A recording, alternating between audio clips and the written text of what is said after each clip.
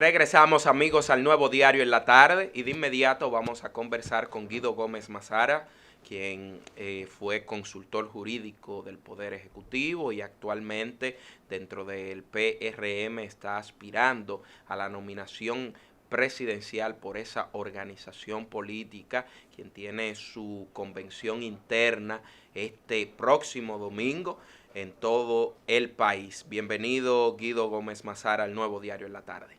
Gracias, buenas tardes, un placer compartir con ustedes en este proceso de ciclo final de la competencia interna de nosotros pautada para el próximo domingo primero.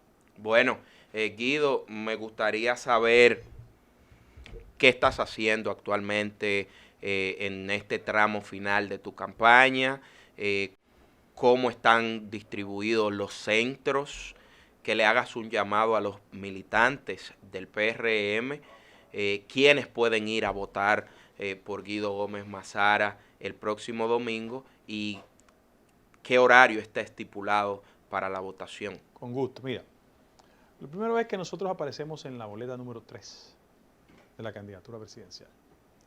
Y en el esquema del partido, salvo algunos municipios donde excepcionalmente se habrá de competir, el proceso de competencia es en el ámbito de los regidores y de la candidatura presidencial.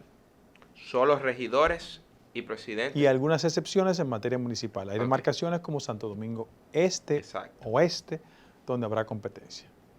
En esa misma dirección, debo decir que se habrá de votar entre 8 de la mañana y 4 de la tarde. Y que el proceso lo fiscaliza, lo decide en términos de observar los votos la Junta Central Electoral. En esta dirección yo quiero aprovechar la oportunidad para decirle que en este momento nosotros estamos solo concentrados en la designación de los delegados a nivel nacional. ¿Por qué? Porque en todas las mesas, de conformidad con una resolución de la Junta Central Electoral, todos los candidatos tienen la posibilidad de establecer un delegado. Y ese delegado, a su vez, es el observador y o representante de los intereses del candidato. Frente a eso, estas últimas 72 horas vamos a estar orientados en eso.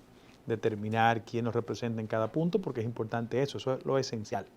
Que le cuenten los votos y uno tener el garante de contar los votos correctamente.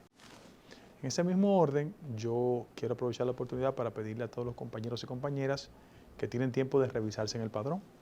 ¿Por qué? Porque en el partido hubo una especie de salto abrupto en términos de miembros de la organización registrados en el padrón. Hay 3.080.000 personas registradas en el padrón. Y una parte importante de la ciudadanía podría no saber si está registrado en el padrón. Le pido que tienen tiempo para hacerlo.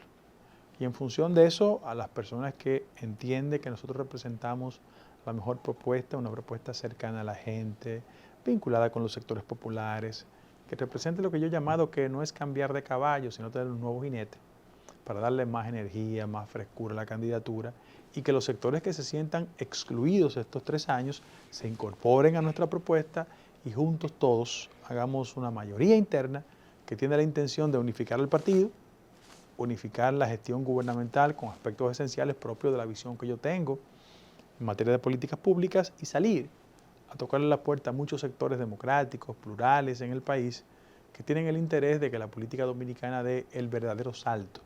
Porque hemos dicho 1 y 1000 veces que representamos el cambio dentro del cambio. ¿Por qué?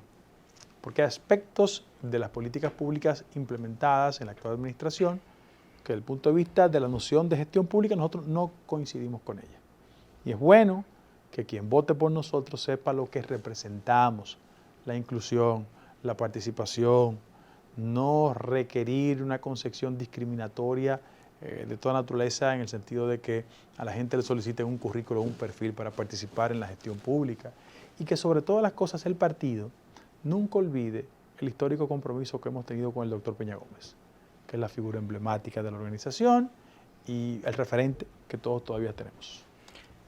En ese sentido, Guido, me gustaría saber si hay un acuerdo ya entre todo el PRM de aceptar los resultados, si han podido reunirse los que están aspirando, por ejemplo, a la posición presidencial, que es a la que tú estás aspirando, si hay un entendimiento entre ustedes, si no hay ningún tipo de conflicto. No. Primero, no hay ningún tipo de conflicto. En la democracia la gente compite de manera civilizada y responsable. En ese mismo orden, debo recordar que los anteriores procesos internos en el partido han transcurrido de la forma civilizada. La idea de presumir que la lucha política es una especie de lucha libre es un episodio que el país ha superado.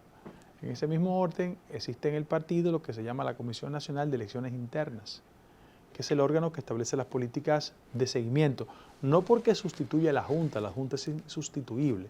Lo que pasa es que el partido ha estado institucionalmente organizándose, sobre todas las cosas, dando toda la información del lugar, distribuyendo los padrones, y nos hemos reunido de forma institucional. En la democracia no hay que hacer ningún acuerdo. O sea, respecto de un proceso interno, lo que hay que respetar los resultados. Y cuando hay transparencia en el proceso y hay garantías, no hay por qué quejarse ni preocuparse. Guido, confía y quisiera preguntarle, porque usted ha llevado varias luchas a lo interno de lo que veremos el próximo domingo. ¿Confía usted en este proceso eleccionario? ¿Cree usted que se garantizará que la voluntad de los PRMistas se refleje en los resultados de las elecciones primarias del próximo domingo? El garante del proceso es la Junta, que es el órgano institucional. Cuando usted hace referencia a eso, pienso que implícitamente me conduce a pensar en las prácticas no del todo transparentes que han caracterizado la forma de competir en el país. Es evidente que hay rastros y rasgos de poca transparencia en la cultura política dominicana. Alguien alguna vez en un proceso interno dijo que lo venció el Estado, cuando compitió internamente su organización. En el caso nuestro hay que dar manifestaciones de que se permite el disenso, como debe ser en la democracia, se respeta la manifestación no coincidente con el interés gubernamental. Casi siempre hay actores que se le va la mano.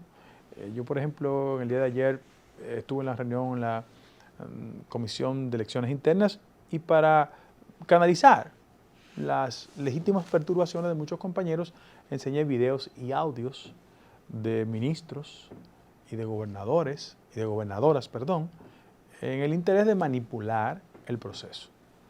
Y lo hice privadamente en la intención de no afectar el partido. Y todos se comprometieron a mejorar y llamaron inclusive a los funcionarios, en este caso 2 ministros y 2 gobernadoras, que habían cometido la ligereza y el exceso de escribir y mandarle mensajes a gente que me coordina la campaña a mí. Algo que es totalmente insólito, impropio de la democracia.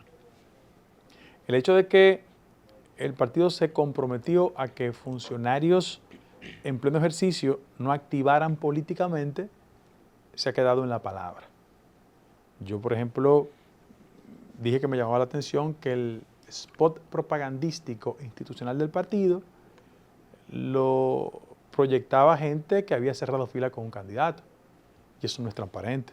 Es como decir que mañana la Junta Central Electoral haga un spot mandando votar y me ponga a mí. Yo soy un actor del proceso. Miren, en la cultura política dominicana la democracia es un discurso, no necesariamente una práctica.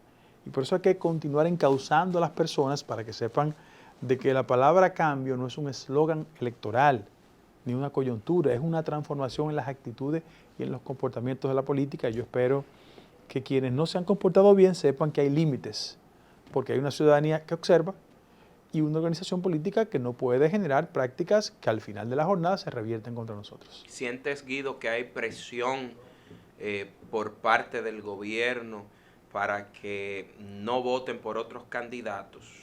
¿Están poniendo en algunos lugares en riesgo el trabajo de alguna persona que está en una institución del gobierno si vota contrario, asiste a actividades de otro candidato que no sea precisamente el que ese funcionario quiere que vote? Lo que pasa es que hay muchos compañeros que tienen una valoración de que el acceso al empleo público es sinónimo de entregar su cerebro. Y generan la idea de que la nómina pública es una especie de eco donde la voluntad del candidato oficial tiene que ser respetada como en el ejército. Eso no es democrático. Inclusive yo apelo en este tramo final de que los compañeros volvamos a la racionalidad. En ese sentido, yo les recordaba a ustedes que le enseñé a los miembros de la Comisión Nacional de Elecciones Internas quienes se habían excedido. Lo que no voy a hacerlo de público conocimiento para no dañar el proceso. Pero siento que esa no es la forma correcta, que hay que competir en democracia, que la fuerza del dinero, las imposiciones nunca han sido buenas, que este partido surgió como resultado del criterio de algunos que quisieron imponerse frente al resto y que la sociedad y nosotros tuvimos la inteligencia suficiente para demostrar que somos mayoría y ahí están los resultados electorales. Quien anduvo en esa dirección está en el zafacón de la historia. Y dicen que ese tipo de situaciones se transforma en tragedia o en comedia. En algún momento fue una comedia porque alguien caricaturizó los símbolos del partido, no fue efectivo defendiendo los valores del doctor Peña Gómez, y yo no pienso que es momento para que sea una comedia. También hay que respetar a los compañeros que salgan a votar y que esencialmente quienes se sienten insatisfechos no se queden en sus hogares. Porque si tú estás insatisfecho con las políticas del candidato del gobierno y no participa, le está dando luz verde para que te sigan maltratando.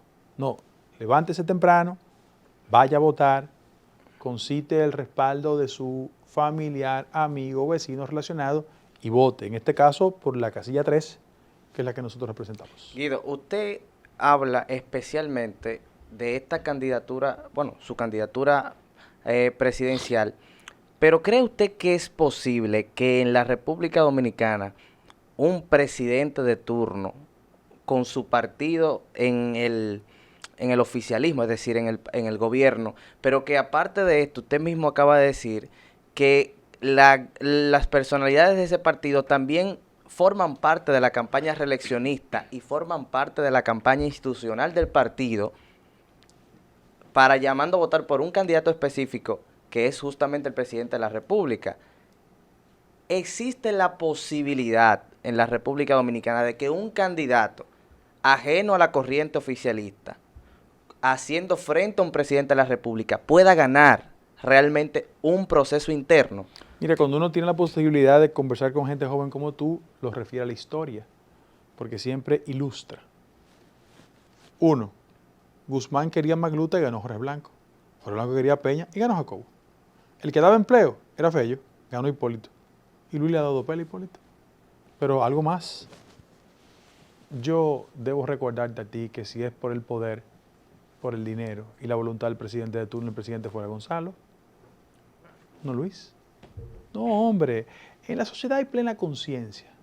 Lo que tenemos que hacer nosotros los actores políticos es provocar el entusiasmo necesario para conducirnos en esa dirección. Escúchame que lo diga frente a dos comunicadores. Es como la insistente vocación de mucha gente en los medios de comunicación de creer que la fuerza de la propaganda lo logra todo. Los hechos demuestran que ustedes se equivocan cuando creen que empujando el carro propagandístico consiguen el éxito. Este es un gobierno que invierte 8.000 millones de pesos en publicidad y construye un relato. Pero hay distancias entre el relato y la realidad. Miren, el popular en el Partido Reformista era Jacinto Peinado. Ganó Eduardo Estrella. El popular en el PLD, cuando competían Jaime David y Danilo, era Jaime David. Ganó Danilo. La popular en el histórico PRD era Milagro. Ganó Hipólito. Y hace solo 6 meses, Abel le dio una pela a Margarita. Y estaba en los periódicos, en las redes, en las encuestas arriba. Mire, hermano, las vallas no votan, los likes no votan, es la gente la que vota. Por eso usted está experimentando en todo el continente un proceso donde gente que es invisibilizada, tú no puedes esperar que un gobierno que maneja 8.000 millones de pesos y que tiene influencia en los medios, no se genere una especie de invisibilizar a la competencia. Ahora, cuando usted va al terreno de los hechos y le pregunta a los compañeros y compañeras en Montecristi, en Higüey, en Gemaní, en Semaná, y le dice, ven acá, ¿tú te sientes bien cuando los PLDistas que se burlaban de ti están en el empleo y tú no? Pregúntale a su compañero.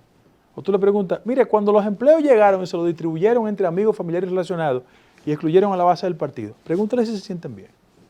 Pregúntale a las compañeras que tenían 16 años trabajando, duro para ganar, y ganamos el poder y le dicen que están muy viejas. Pregúntale a los compañeros que tienen 20 años trabajando, no, que están muy viejos. O pregúntele a ellos si cuando fueron a buscar los votos para ganar las elecciones le pidieron un currículo o un perfil. O sea, es un acumulo de actuaciones incorrectas. Y yo lo que aprecio y apelo es que la mayoría de los compañeros se levante temprano y vaya a votar. Nosotros pedimos un debate hacia el interno del partido. ¿No les resulta extraño que pocos medios de la comunicación se hicieron eco de eso? El pagador es el candidato y por vía de consecuencia hay un silencio cómplice.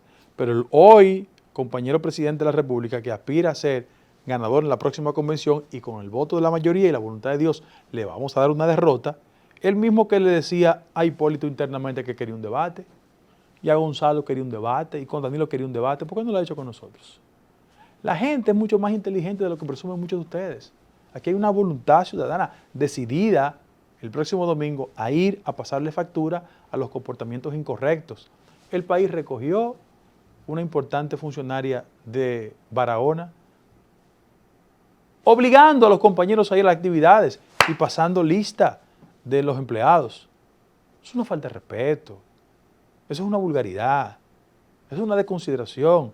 Eso no lo enseñó Peña Gómez a nosotros. Ahora, si ellos quieren seguir haciendo eso, generarán resultados adversos el próximo domingo. En ese mismo orden, has hablado del comportamiento de algunos de tus compañeros del partido que antes eran antirreeleccionistas y ahora están apoyando una reelección y me gustaría saber qué opinas sobre esto. Miren, la gente cree que puede subestimar la capacidad y observación de la ciudadanía. En el siglo XXI la coherencia de la gente está a tiro de un clic. Y en un clic tú te das cuenta qué tú decías antes y por qué cambiaste de opinión. Yo soy un adversario enfermizo de esa vocación camaleónica en el discurso político dominicano. Yo creo, por ejemplo, en el modelo norteamericano, 2 periodos consecutivos para su casa, pero lo he dicho hace 20 años. Ahora, hay compañeros y compañeras que decían una cosa y la cambiaron.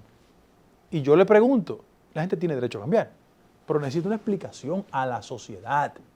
Por eso le hacen campañas subiéndole videos de lo que decían antes y lo que dicen ahora. Pero hay otra gente que debe ser un ejercicio de reflexión interna porque se pasó toda la vida defendiendo cosas. Quien presentó la propuesta reeleccionista hacia lo interno del partido es una distinguida dama que invirtió 50 años diciéndole al país que ella era antirreeleccionista. ¿Quién? Doña Milagros. Y que rompió con Hipólito públicamente, siendo vicepresidenta de Hipólito, porque ella estaba en contra de la reelección. ¿O me estoy inventando algo? Pero el compañero, hoy presidente de la República, hay miles de videos, él diciendo que no creía en la reelección. Hay un famoso video de un programa diciendo, llévame el video cuando yo esté en Palacio. Ahí está. Eso es por el amor de Dios. Pero yo no me reduzco al tema solo de los compañeros que han cambiado sin una explicación. Y los periodistas que en este país se pasaron 30 años en contra de la reelección de Balaguer, de Leonel, de Danilo y de Hipólito. ¿Por qué su silencio cómplice? Esa es la tragedia de este país. De los políticos tradicionales creer que pueden decir una cosa hoy y mañana otra. Yo no creo en eso. Yo creo que hay una voluntad de observación de la ciudadanía en el marcado interés de votar por la gente que es coherente. Y en esa ocasión me inscribo yo. Bueno, Guido, me gustaría saber también los pilares por los que va a votar la gente este domingo. Ok, hacia lo interno de nuestra propuesta, yo pienso que hay 5 elementos distintivos respecto de acciones del gobierno en las que yo las positivas le he aplaudido y las que no coincido presento propuestas diferentes. En el ámbito de la salud. Un verdadero cambio se experimenta cuando nosotros hacemos una proporción de la inversión del sector salud respecto del PIB. En América Latina es 5%, aquí 1.9%. Yo quiero encabezar un gobierno que vaya escalonando los montos de inversión en el sector salud y que no priorice lo que ha hecho la actual administración, que financió 4.000 millones de pesos para clínicas privadas. Es inconsistente con un partido que llega al gobierno priorizando la gente, que un gobierno tenga déficit de inversión del sector salud, sin embargo financia la clínica privada. Es una inconsistencia. Usted menciona y hay un tema país que ahora mismo está cursando la República Dominicana y me gustaría preguntarle a Guido Gómez Mazara si está de acuerdo con cómo manejado el tema con Haití, la crisis con Haití, el presidente Luis Abinader. Ok, con los otros dos pilares porque iba a incorporar el tema. Yo hablé del sector salud, hablo del sector educativo. La gente pensó que el 4% del Producto Interno Bruto respecto al sector educativo iba a resolver el problema. Eso resolvió el tema del carácter financiero del sector educativo.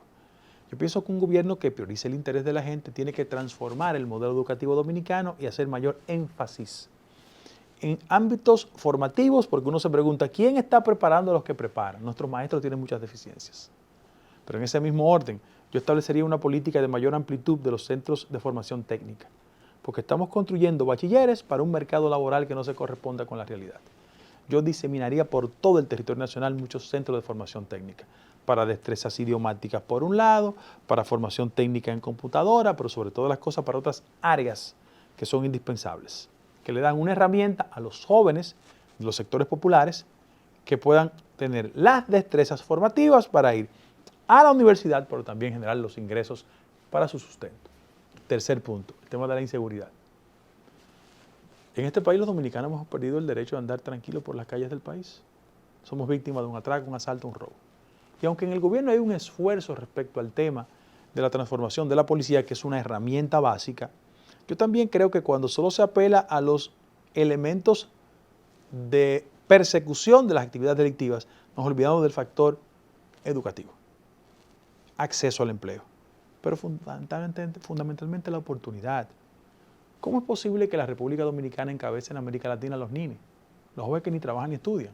¿Qué perspectiva tiene un joven cuando ha perdido la oportunidad de ir a un empleo o cuando el prejuicio laboral imposibilita que por venir de sectores populares no tenga acceso al empleo? Eso hay que mejorarlo sustancialmente. El tema haitiano. La gente habla del tema haitiano. Yo hablo de un diseño de política migratoria.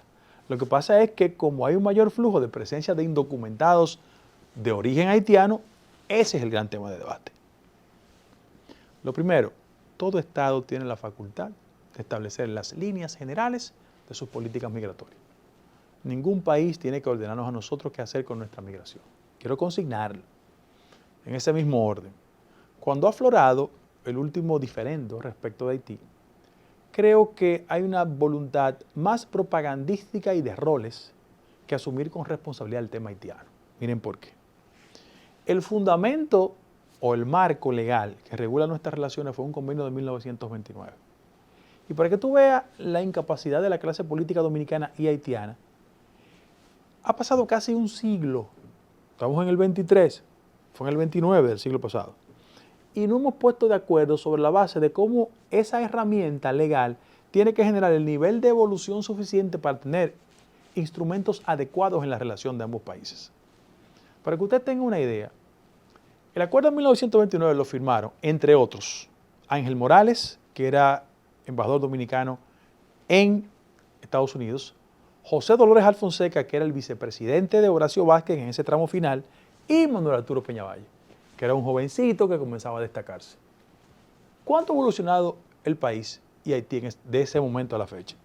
En temas hidráulicos, en temas de deslindar la frontera, en aspectos militares, de desarrollo económico. ¿Por qué surge el conflicto? La gente no sabe, en esencia. Bueno, en Haití, e incumpliendo, y hay que decirlo, subrayo, con lo que es la naturaleza del acuerdo de 1929, un grupo de personas en Haití hicieron un intento desde el año 2018, que fue cuando comenzó la primera iniciativa, de desviar el curso del río. Eso genera un conflicto inicial porque el artículo 10 del acuerdo de 1929 ha consignado que ninguno de los dos países pueden cambiar el curso del río. Que lo que no puede es limitarse el uso para el riego, que he escuchado a alguna gente diciendo riesgo, es riego, de las áreas para el desarrollo agrícola. Y por vía de consecuencia, como es un texto interpretativo, y el río Masacre, de 55 kilómetros de longitud, en 2 kilómetros, ingresa a Haití, ellos han interpretado de que tienen la facultad de disponer eso. Y se ha roto el hilo institucional porque desafortunadamente allá mataron al presidente Juvenal Moïse. Y a partir de ahí un grupo de personas con iniciativas privadas han creído eso. ¿Dónde yo tengo mis discrepancias como el gobierno ha manejado la situación? Mire, los aspectos de carácter diplomático estaban deslindados por la mesa binacional. Ese era el escenario de discusión por excelencia. Y cuando el presidente de la República asumió el rol, saltó los escalones institucionales, pero en ese mismo orden. Yo pienso que el presidente de la República y sus asesores también debieron hacer un ejercicio de observación. No porque la economía se imponga sobre la preservación de un recurso hídrico como el agua, sino por el otro impacto encadenante. ¿Qué pasa en la frontera? Yo no sé si ustedes han ido a la frontera, pero le doy como dato estadístico. La República Dominicana y Haití, en el caso dominicano, tenemos una balanza comercial favorable. Es decir, exportamos más a su mercado de lo que ellos colocan aquí. El año pasado, 782 millones de dólares. Nuestro tercer socio comercial. Pero además, colocamos semanalmente 55 millones de huevos en el mercado. Y en ese mismo interés, no sé si han ido al mercado binacional de Dajabón. Sí. Trabaja 2 días a la semana, 80 millones de pesos cada día. Es decir, hay un conflicto de carácter económico también que el gobierno dominicano debió de pensar. ¿Por qué? Hay muchos productos perecederos ahí. Y cuando el gobierno dice, por ejemplo, bueno, vamos a invertir 100 millones de pesos para los comerciantes que han perdido su dinero y para financiar algún tipo de actividades. Bueno, la iniciativa está muy bien. El inconveniente lamentable es que el ritmo de producción económica es mucho mayor que el financiamiento que le da el gobierno. ¿Y cuál ha sido la reacción de los comerciantes de este lado, los dominicanos? De insatisfacción.